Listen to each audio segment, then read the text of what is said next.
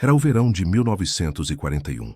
O sol impiedoso castigava as vastas planícies do leste europeu, mas o calor abrasador não era o único fogo que se alastrava. Sob um céu azul, que em breve seria manchado de fumaça e sangue, uma sombra de aço e pólvora avançava, inexorável. Não era apenas uma guerra, era o início de um cataclismo, a maior invasão terrestre da história. O rugido ensurdecedor de milhares de motores alemães, tanques Panzer, caminhões de suprimentos, veículos blindados, ecoava pela estepe, um presságio de destruição. O ar, antes puro, agora carregava o cheiro metálico de diesel, óleo e uma expectativa sombria de combate. A Wehrmacht, a máquina de guerra mais temível que o mundo já vira, marchava. Seus soldados disciplinados, confiantes, eram o ápice da doutrina Blitzkrieg, a guerra relâmpago que havia esmagado nações em semanas. Eles acreditavam ser invencíveis, e o mundo, por um breve e terrível momento, também acreditou. A Operação Barbarossa havia sido lançada. 3 milhões de homens, milhares de tanques e aeronaves, uma avalanche imparável dirigida ao coração da União Soviética. A ambição era colossal: aniquilar o comunismo, expandir o Reich e garantir o espaço vital para o povo alemão. Nos olhos de cada oficial, de cada soldado, havia a certeza da vitória rápida, a mesma certeza que os levara a Paris, a Varsóvia, a Copenhague. A marcha para Moscou parecia inevitável, uma mera questão de tempo. O otimismo alemão era palpável, quase arrogante. Mapas nas salas de comando do Führer se enchiam de setas vermelhas que avançavam quilômetros por dia. Cidades caíam como dominós. Vilarejos eram varridos do mapa. O exército soviético, ainda se recuperando de purgas brutais e desorganizado, parecia impotente diante da fúria nazista. Os céus eram dominados pela Luftwaffe, cujos bombardeiros mergulhavam com um uivo aterrorizante, transformando paisagens em campos de ruínas fumegantes. O cheiro de edifícios em chamas, de terra revirada por explosões, de corpos, começava a impregnar o ar. Mas nas profundezas da vasta União Soviética, sob a poeira levantada pelos invasores, algo diferente começava a se mover. Uma força brutal, indomável, forjada na resiliência de um povo acostumado à dor e à luta, a vastidão implacável de sua terra, uma nação que havia suportado séculos de invasões, de fome, de tirania. Eles não eram os soldados poloneses, nem os franceses, nem os britânicos que a Wehrmacht havia enfrentado antes. A cada avanço alemão, a cada vitória aparentemente fácil, o solo soviético absorvia o sangue e o fogo, mas não se rendia. As florestas densas pareciam sussurrar segredos antigos. Os rios caudalosos guardavam suas próprias histórias de resistência. Uma batalha de proporções nunca antes vistas estava apenas começando. Uma que desafiaria todas as expectativas, que transformaria homens em monstros e heróis, e que redefiniria o significado de sacrifício. Por que esses soldados soviéticos, subestimados e inicialmente sobrepujados, se tornariam a força mais temida pelos nazistas?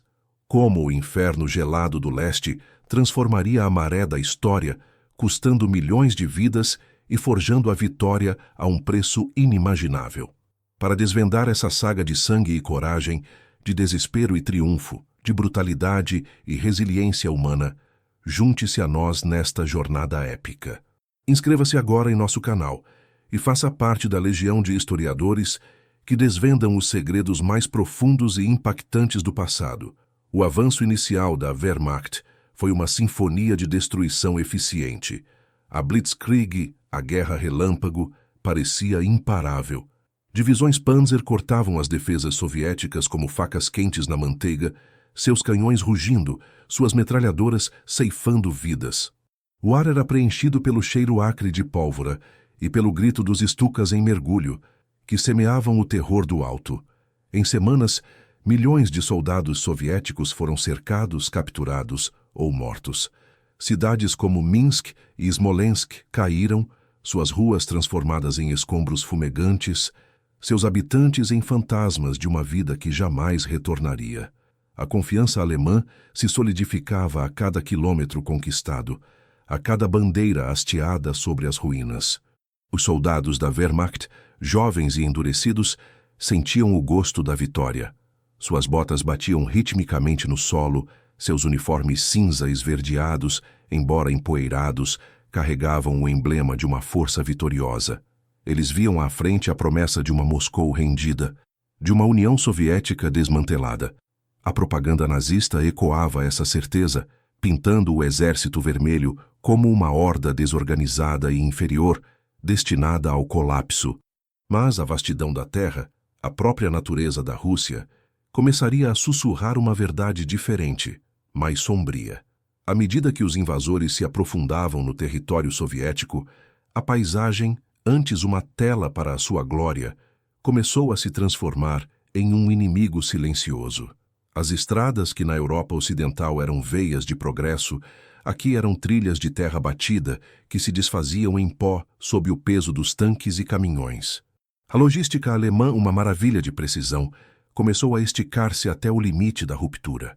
Combustível, munição, comida, cada suprimento tornava-se uma epopeia para chegar à linha de frente.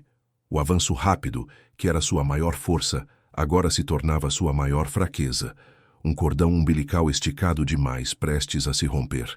Então, a natureza interveio. O verão implacável deu lugar a um outono brutalmente chuvoso. O general Lama fez sua entrada.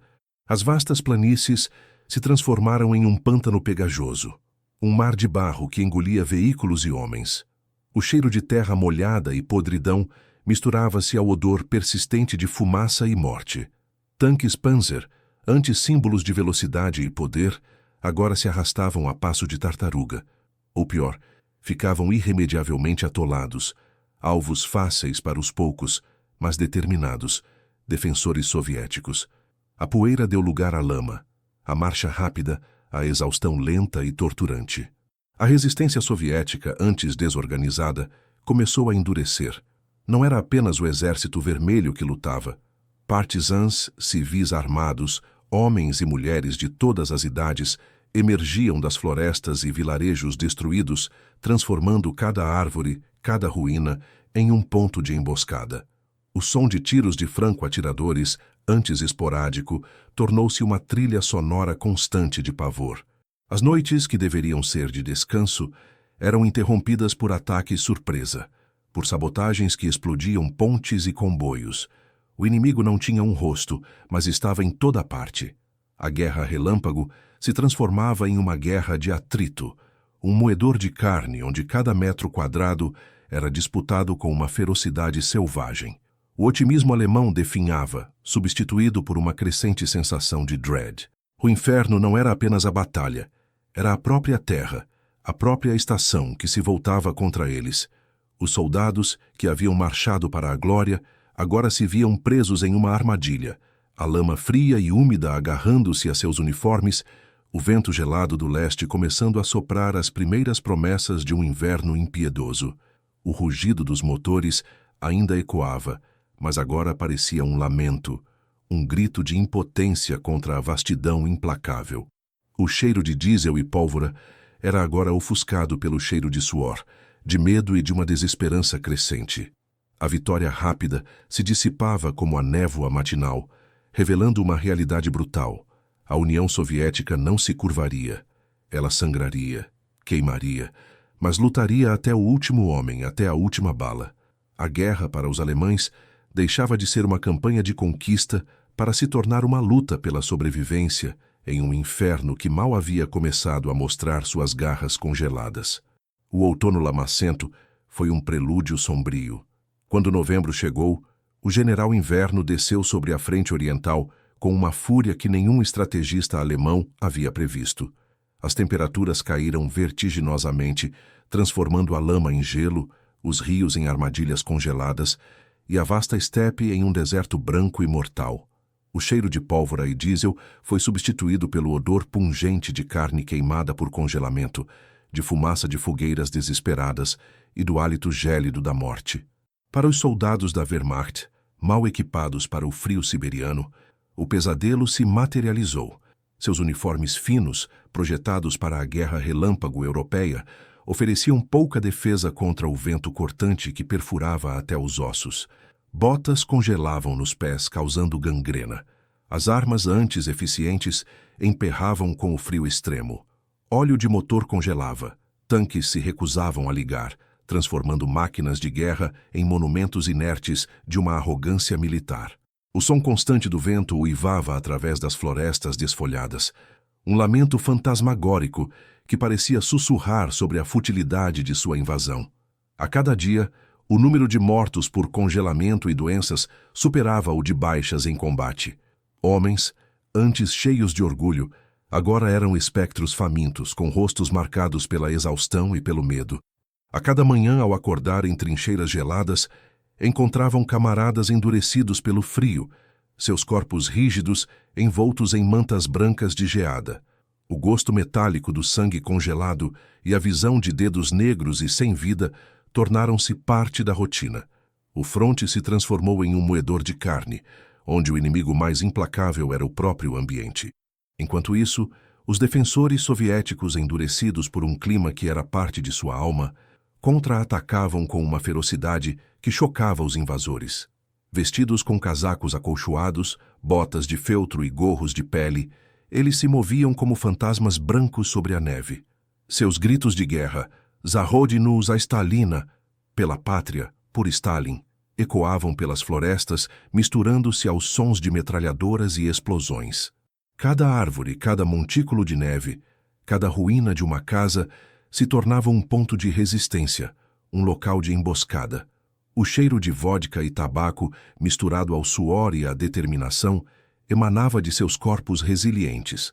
O combate corpo a corpo era brutal, desumano. Facas, baionetas, coronhas de rifle, qualquer coisa servia para matar. Nos vilarejos em chamas, transformados em labirintos de escombros gelados, a luta era travada de casa em casa, de porão em porão. Os sons de tiros curtos e abafados, seguidos por gritos guturais, preenchiam o ar. O sangue, quente por um instante, rapidamente manchava a neve de um vermelho escuro, congelando em padrões grotescos que testemunhavam a selvageria dos confrontos. Civis, apanhados no meio desse inferno, sofriam em silêncio. Famílias inteiras eram varridas do mapa, suas casas reduzidas a cinzas, seus corpos empilhados nas valas comuns, escavadas às pressas no solo congelado. O choro de crianças, o lamento de mulheres, misturava-se ao rugido das batalhas. A fome se espalhava como uma praga, e o desespero levava a atos de coragem e de barbárie. O cheiro de fumaça de madeira queimada, de corpos em decomposição sob a neve, de desespero humano, impregnava o ar gelado. Em Leningrado, a centenas de quilômetros ao norte, o cerco alemão já se apertava, transformando a cidade em uma ilha de sofrimento. Mas, mesmo nas regiões mais distantes, a promessa alemã de uma vitória rápida havia se desfeito em pó e gelo. Os soldados da Wehrmacht, antes os conquistadores invencíveis, agora eram presas em um vasto e gélido campo de caça, onde cada dia era uma batalha pela própria alma. A vastidão do território, a inclemência do clima e a fúria indomável do povo soviético haviam transformado a Blitzkrieg em um pesadelo de atrito, um inferno congelado onde a sobrevivência era a única vitória. A máquina de guerra alemã, antes uma força de avanço implacável, agora rangia e gemia sob o peso do inverno e da resistência soviética. A Blitzkrieg havia falhado. A guerra não seria rápida, não seria fácil. O front, que se estendia por milhares de quilômetros, de Leningrado a Stalingrado, transformou-se em um imenso e sangrento campo de atrito, onde cada metro de terra era disputado com uma fúria primal. As trincheiras congeladas se tornaram túmulos a céu aberto. O cheiro de morte, de fumaça de explosivos e de suor humano era constante, uma névoa densa que pairava sobre a estepe branca. Para os soldados alemães, a cada amanhecer gelado, a realidade brutal se impunha. As rações diminuíam, as doenças se espalhavam como fogo. Tifo, disenteria, pneumonia, inimigos invisíveis tão mortais quanto as balas soviéticas. Os hospitais de campanha, improvisados em celeiros ou escolas destruídas, transbordavam de amputados, de homens com queimaduras de frio que devoravam a carne, de rostos pálidos pela febre e pela desesperança. O som dos gemidos dos feridos e o silêncio dos moribundos eram a trilha sonora da retaguarda. A moral, antes inabalável, começou a corroer. Cartas de casa, quando chegavam, falavam de saudades, mas também de uma crescente apreensão. As promessas de uma vitória rápida e de um retorno glorioso desvaneciam-se a cada dia de neve e sangue. Os oficiais, antes confiantes, agora exibiam rostos tensos, marcados pela preocupação e pela exaustão. As ordens de não recuar um passo, vindas de Berlim, pareciam um eco distante, quase irreal diante da realidade brutal do fronte. A vastidão do território, a implacável ferocidade soviética e o frio siberiano haviam transformado a guerra em uma armadilha. Do outro lado, os soldados soviéticos que haviam resistido ao choque inicial agora encontravam uma nova força. Eles lutavam não por ideologia abstrata, mas por suas famílias, por suas aldeias, por sua própria existência. A vingança se tornou um combustível poderoso. O cheiro de pólvora e o grito de guerra, urra, ecoavam com uma ferocidade renovada. Eles conheciam a terra, conheciam o inverno. Suas táticas de guerrilha, de emboscadas noturnas, de ataque surpresa em meio a nevascas, ceifavam a vida dos invasores exaustos e desorientados. Em cidades como Moscou, o cerco alemão havia se apertado perigosamente, mas a resistência se mantinha. Mulheres e crianças cavavam trincheiras, erguiam barricadas, produziam munições nas fábricas sob bombardeio. O som das sirenes de ataque aéreo era uma constante, o cheiro de fumaça e poeira, um perfume familiar. A resiliência dos civis era um espelho da determinação dos soldados. A fome era uma companheira constante, mas a vontade de lutar e sobreviver era ainda maior.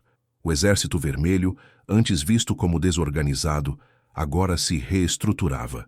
Novos suprimentos, incluindo tanques T-34, máquinas de guerra robustas e eficazes no terreno gelado, chegavam à frente.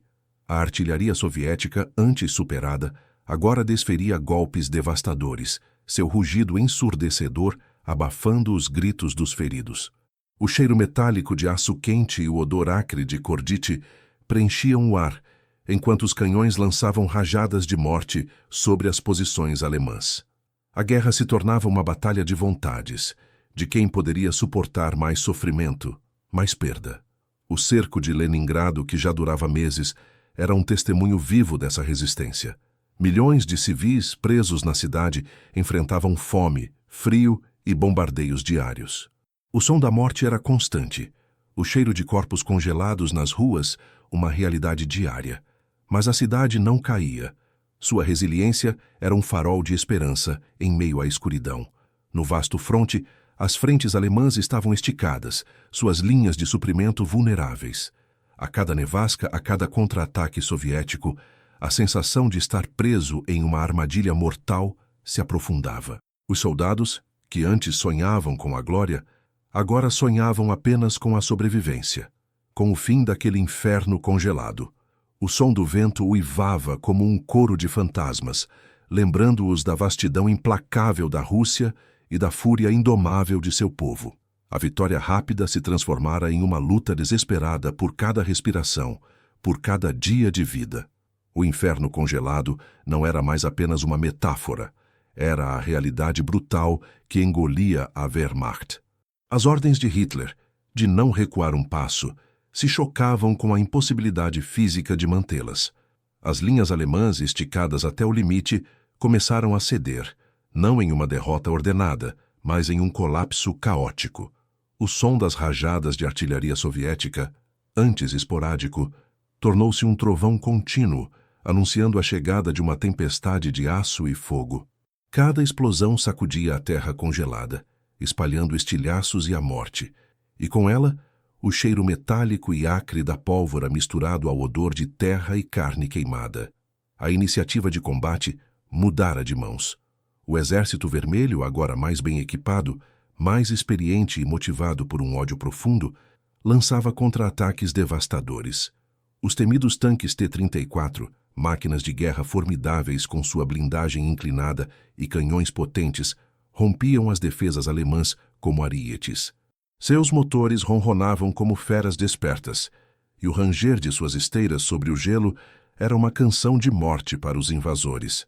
Atrás deles, ondas de infantaria soviética, com seus casacos acolchoados e baionetas reluzentes, avançavam sobre a neve manchada de sangue, seus gritos de guerra, urra, ecoando com uma ferocidade indomável. Para os alemães, a retirada se tornou a única opção para a sobrevivência, mas era uma retirada que beirava o desespero. Não havia estradas limpas, apenas trilhas congeladas e florestas densas. Veículos ficavam atolados na neve profunda. Seus motores, já fragilizados pelo frio, recusavam-se a funcionar. Canhões e equipamentos valiosos eram abandonados, transformando a paisagem em um cemitério de aço e ferro. Os soldados exaustos e famintos tentavam arrastar-se para o oeste, seus rostos desfigurados pela queimadura de frio e pelo pavor. O cheiro de suor, de medo e de gangrena era constante, misturado ao hálito gélido da morte que os perseguia. As noites eram ainda mais cruéis. O frio cortava a carne, e as patrulhas soviéticas, como lobos caçando presas feridas, atacavam comboios isolados e grupos de fugitivos. O som de tiros de rifle e metralhadora quebrava o silêncio da noite, seguido por gritos de agonia. Muitos alemães preferiam a morte rápida de uma bala à agonia lenta do congelamento. O medo da captura pelos soviéticos, que revidavam com uma brutalidade espelhada na dos invasores, era um espectro constante. Prisioneiros eram executados sumariamente, ou enviados para campos de trabalho forçado, onde a sobrevivência era uma exceção. Em pontos cruciais, como nos arredores de Moscou, a batalha atingiu seu clímax. Os últimos esforços alemães para tomar a capital foram esmagados pela resistência soviética, que defendia cada rua, cada prédio, com uma ferocidade suicida. O combate era travado em ruínas fumegantes, onde o cheiro de concreto queimado e corpos carbonizados se misturava ao gelo e à neve. Tanques alemães eram emboscados e destruídos, seus tripulantes queimados vivos ou congelados em suas carapaças de metal. O som dos canhões antitanques soviéticos era uma melodia de triunfo para os defensores e um réquiem para os atacantes. As decisões dos comandantes alemães eram cada vez mais amargas. Para salvar o que restava de suas divisões, muitas vezes tinham que desobedecer às ordens diretas de Hitler, optando por retiradas táticas que, embora salvassem vidas, representavam uma humilhação. Cada quilômetro recuado era uma admissão de derrota, um golpe na moral já fragilizada. O custo humano era inimaginável, centenas de milhares de mortos e feridos, dezenas de milhares de prisioneiros que enfrentariam um destino incerto nas estepes geladas. A frente oriental havia se tornado um moedor de carne sem precedentes. A guerra relâmpago havia se transformado em uma guerra de extermínio, onde a linha entre combatente e civil se desvanecia, e a brutalidade era a moeda corrente. O avanço alemão, que parecia imparável no verão de 1941, havia sido parado pelo general Inverno e pela indomável resiliência soviética. A arrogância militar nazista, antes tão evidente, agora se desfazia em desespero e retirada. O cheiro de fumaça, pólvora e sangue coagulado na neve era o testemunho silencioso de que a maré da guerra estava, de forma irreversível, virando. O gelo e a neve recuaram, mas a primavera de 1942 não trouxe consigo a esperança de um fim, apenas a revelação de um horror ainda maior. A paisagem, outrora vasta e intocada, jazia agora como uma ferida aberta, um testemunho silencioso da brutalidade do inverno. Quilômetros e quilômetros de terra estavam cobertos por um manto macabro, destroços retorcidos de tanques, caminhões enferrujados, armas abandonadas e, o mais terrível, os corpos congelados de centenas de milhares de homens. O cheiro de morte, antes abafado pelo frio, agora emergia com o degelo, um fedor doce e nauseabundo que impregnava o ar, misturando-se ao odor acre de pólvora e metal enferrujado. Para os sobreviventes alemães, a retirada não significou o fim do tormento. Muitos que escaparam das balas e do frio caíram nas mãos do Exército Vermelho. Aqueles que não foram executados sumariamente em retribuição às atrocidades nazistas enfrentaram um destino tão cruel quanto o próprio fronte. os campos de prisioneiros soviéticos. Milhares sucumbiram à fome, às doenças e ao trabalho forçado, seus corpos definhando em terras distantes, sob um céu indiferente. A arrogância da Wehrmacht havia se desfeito em pó e gelo, substituída por um vazio existencial, um trauma que marcaria gerações. Os olhos que antes brilhavam com a certeza da vitória, agora carregavam o peso de um pesadelo inesquecível, o terror do general Inverno e a fúria indomável dos soldados soviéticos. Mas a vitória soviética também veio com um preço inimaginável. As aldeias estavam em ruínas, as cidades reduzidas a escombros, a terra queimada e encharcada de sangue. Milhões de civis haviam morrido de fome, frio ou pelas mãos dos invasores. Cada família tinha uma história de perda, cada rua um memorial invisível.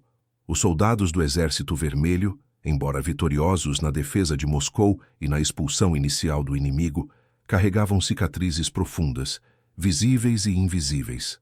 O som dos gritos de seus camaradas, o cheiro metálico do sangue nas mãos, a visão de atrocidades indizíveis, tudo isso se alojou em suas almas. Eles haviam defendido sua pátria com uma resiliência sobre-humana, mas a um custo que a humanidade mal podia conceber. A frente oriental agora era mais do que um campo de batalha. Era um laboratório de horror, onde a resiliência humana era testada até o limite da ruptura. A lição mais amarga para a Wehrmacht foi a subestimação. Eles haviam subestimado a vastidão da terra, a ferocidade do clima e, acima de tudo, a vontade de um povo de lutar até a morte por sua existência. A Blitzkrieg, concebida para a guerra rápida e decisiva, havia se chocado contra uma realidade brutal. A União Soviética não era a França, era um inferno, um moedor de carne que exigia um custo de sangue e sofrimento que nenhuma outra nação havia suportado. O impacto psicológico foi profundo. Para os alemães, a crença na invencibilidade havia sido estilhaçada. O sonho de uma vitória rápida se transformou em uma luta desesperada pela sobrevivência. Para os soviéticos, a guerra deixou de ser apenas uma defesa contra um invasor. Tornou-se a Grande Guerra Patriótica, um conflito existencial que forjou uma identidade nacional através do sofrimento e do sacrifício coletivo. O soldado soviético, antes visto como um peão descartável, emergiu como um símbolo de coragem indomável, capaz de suportar o insuportável e de lutar com uma fúria primal. O legado daquele inverno brutal e da contraofensiva soviética ecoaria por décadas. Não apenas nos memoriais erguidos em Moscou, Stalingrado ou Leningrado, que se tornariam símbolos de resistência inabalável, mas nas cicatrizes invisíveis de uma geração inteira. Livros e filmes tentariam capturar a magnitude daquele sofrimento, a ferocidade daquele combate, mas a verdadeira dimensão do horror permaneceria além da compreensão. A cada ano, a neve que caía sobre as vastas planícies do leste trazia consigo o sussurro dos mortos, um lembrete gélido do custo da ambição desmedida e da resiliência forjada no fogo e no gelo. Mas o horror estava longe de terminar. A Alemanha, embora ferida, não estava derrotada. O verão de 1942 traria consigo uma nova ofensiva, uma nova tentativa de quebrar a espinha dorsal soviética, levando a um dos confrontos mais sangrentos e decisivos da história. A frente oriental, agora um poço sem fundo de dor e sacrifício, se preparava para engolir mais milhões de vidas, em uma espiral de violência que só terminaria com a queda de um império. O sol de verão de 1942 trouxe consigo uma falsa promessa de redenção para a Wehrmacht. Depois do inferno congelado, a poeira e o calor da estepe russa, agora mais ao sul, pareciam uma bênção. As cicatrizes do inverno ainda eram visíveis nos corpos e nas almas dos soldados, mas a liderança alemã, insensível às lições recentes, lançava uma nova e audaciosa ofensiva. Operação Azul. O alvo, os campos de petróleo do Cáucaso, o sangue vital da máquina de guerra soviética e a cidade industrial de Stalingrado, um nó vital no rio Volga, um símbolo, um nome. O rugido dos motores, antes silenciado pelo gelo, agora ecoava novamente sob um céu azul implacável, levantando nuvens de poeira que cegavam e sufocavam. A confiança alemã, embora abalada, renasceu com os primeiros avanços. A Wehrmacht, reforçada e reorganizada, parecia ter recuperado seu ímpeto. Tanques e infantaria se moviam rapidamente pelas planícies do sul, empurrando as forças soviéticas, ainda se recuperando das perdas do inverno. O cheiro de combustível queimado, de metal quente e de suor impregnava o ar. A cada quilômetro conquistado, o objetivo parecia mais próximo, a vitória mais tangível. As linhas de suprimento, antes congeladas e inoperantes, agora se estendiam por estradas empoeiradas, levando combustível e munição para o coração da União Soviética.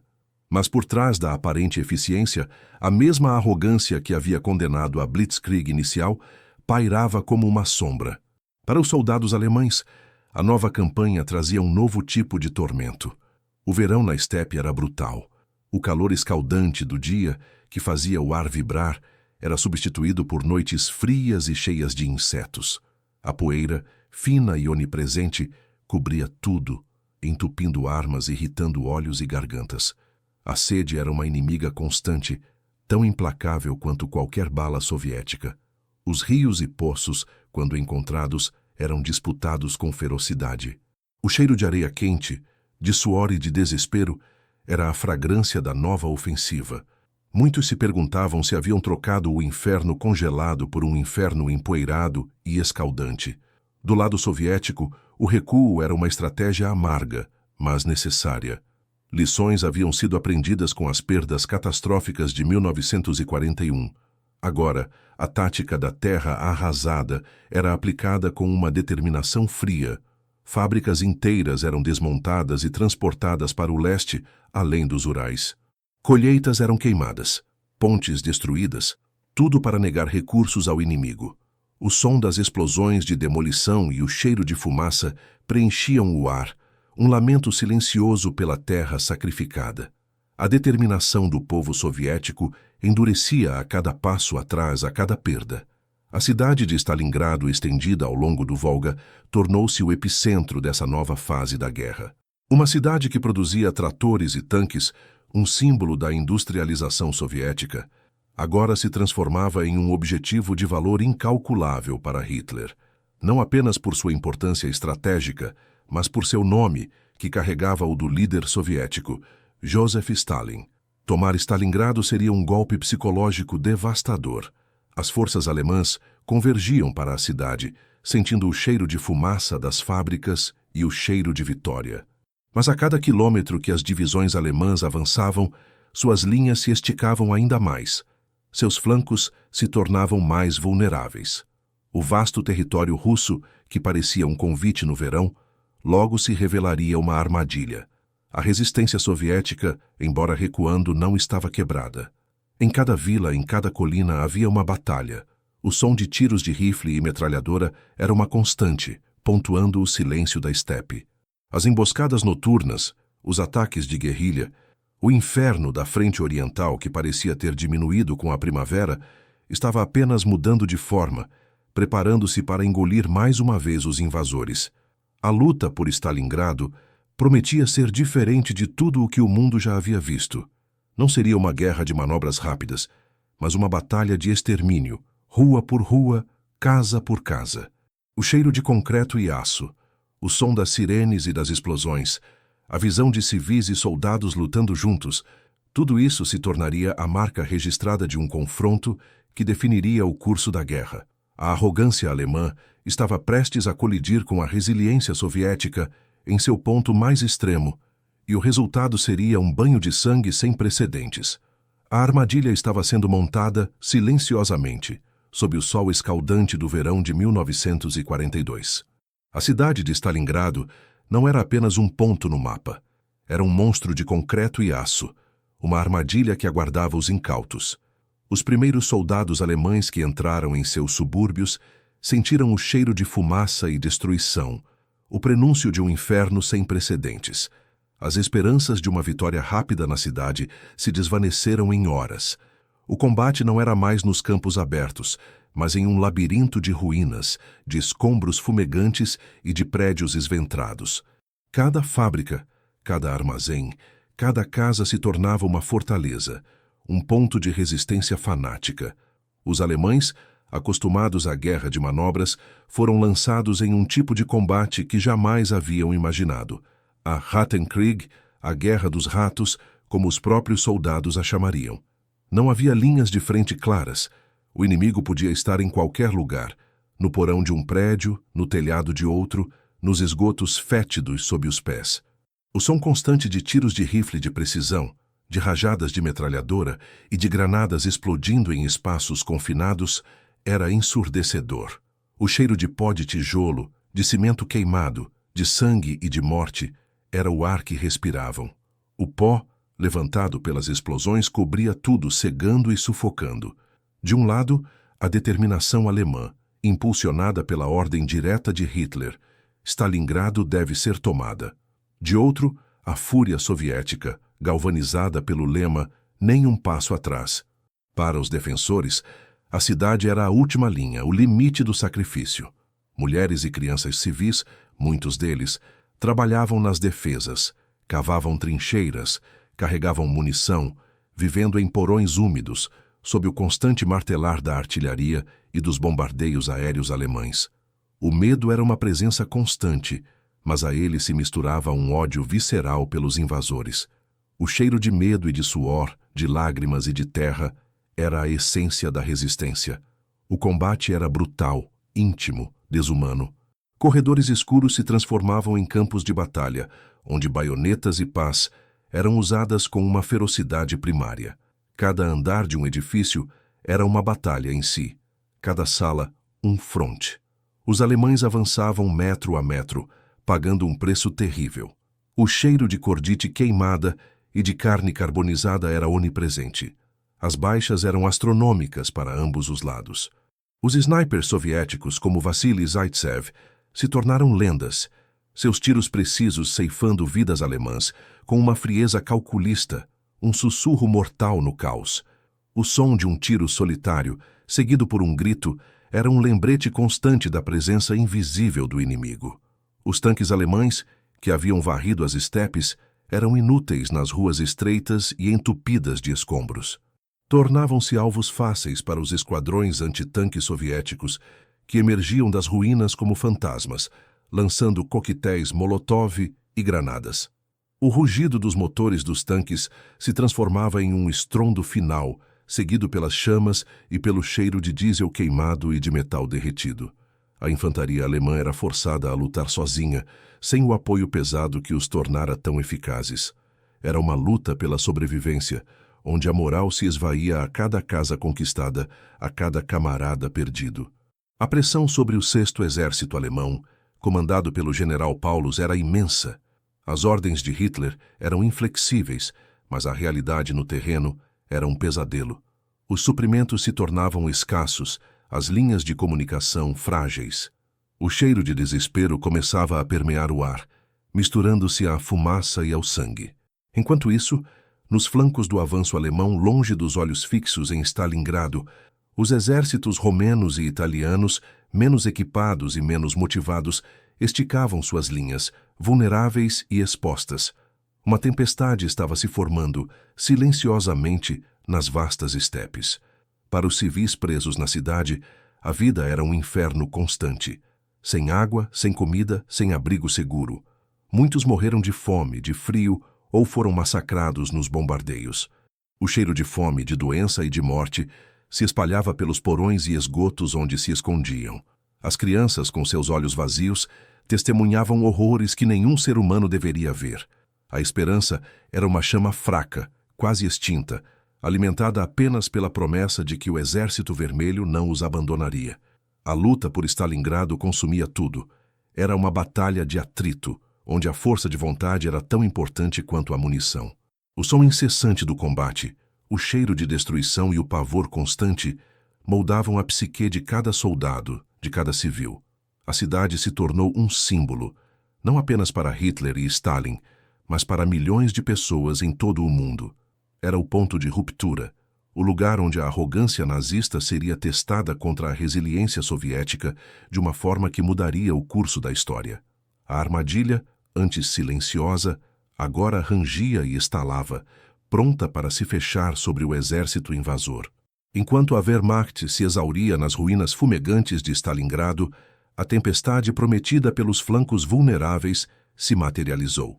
Em 19 de novembro de 1942, sob um véu de neve recém-caída e um frio cortante que anunciava o retorno do general Inverno, o Exército Vermelho lançou a Operação Urano. Não era um avanço gradual, mas uma torrente avassaladora. Milhões de soldados soviéticos, apoiados por milhares de tanques e artilharia, perfuraram as linhas romenas e italianas, frágeis e mal equipadas, como papel. O som do rugido dos katyushas, os órgãos de Stalin, ecoava pelas estepes geladas, anunciando uma retribuição brutal. Em dias a pinça se fechou. A 6º Exército Alemão e partes do 4º Exército Panzer foram cercados em Stalingrado. O cheiro de pânico se misturou ao cheiro de neve e fumaça. De repente, a cidade não era mais um objetivo de conquista, mas uma armadilha mortal. A promessa de Hitler de resgate era uma ilusão cruel. A Luftwaffe, exausta, não podia romper o cerco aéreo. A fome, o frio e o desespero se tornaram os novos inimigos. Os soldados alemães, agora presos, ouviam o vento uivar e os tiros soviéticos e sabiam que o inferno havia retornado, mais gélido e implacável do que nunca. Dentro da panela de Stalingrado, a situação era insuportável. As rações diminuíam a cada dia, o combustível congelava e os feridos se acumulavam em abrigos improvisados, morrendo de gangrena e hipotermia. O cheiro de morte e doença era constante. O general Paulus, comandante do 6º Exército, recebia ordens insanas de Hitler. Não se renda, lute até o último homem. Mas a realidade era implacável. Sem suprimentos, sem esperança de alívio, a resistência se desintegrava. O som dos gritos dos moribundos e o silêncio dos que sucumbiam se tornaram a trilha sonora da agonia. Em 2 de fevereiro de 1943, após meses de sofrimento indizível, o que restava do 6º Exército Alemão se rendeu. 90.000 soldados, famintos e congelados, marcharam para o cativeiro soviético, dos quais apenas cerca de 6.000 retornariam para casa. A queda de Stalingrado foi um golpe devastador para o Terceiro Reich, uma derrota que ecoou por toda a Europa, quebrando o mito da invencibilidade nazista. O cheiro de vitória soviética, amargo e manchado de sangue, finalmente pairou sobre as ruínas da cidade. A Frente Oriental foi mais do que uma série de batalhas. Foi um confronto de ideologias, de vontades, um teste extremo da resiliência humana. Cada ruína é um grito contra a guerra. Cada nome gravado em um monumento é um lembrete do custo da ambição desmedida. O sangue na neve é um lembrete eterno do sacrifício e da fúria que transformaram os soldados soviéticos na força mais temida pelos nazistas. Eles não lutaram apenas por ideologia, mas por suas casas, suas famílias, sua própria existência. A coragem, a brutalidade e a resiliência demonstradas por eles forjaram a vitória, mas a um custo inimaginável. Curta, compartilhe e inscreva-se para mais histórias épicas da história. Qual batalha você quer ver a seguir? Deixe seu comentário e junte-se à nossa jornada pelo passado.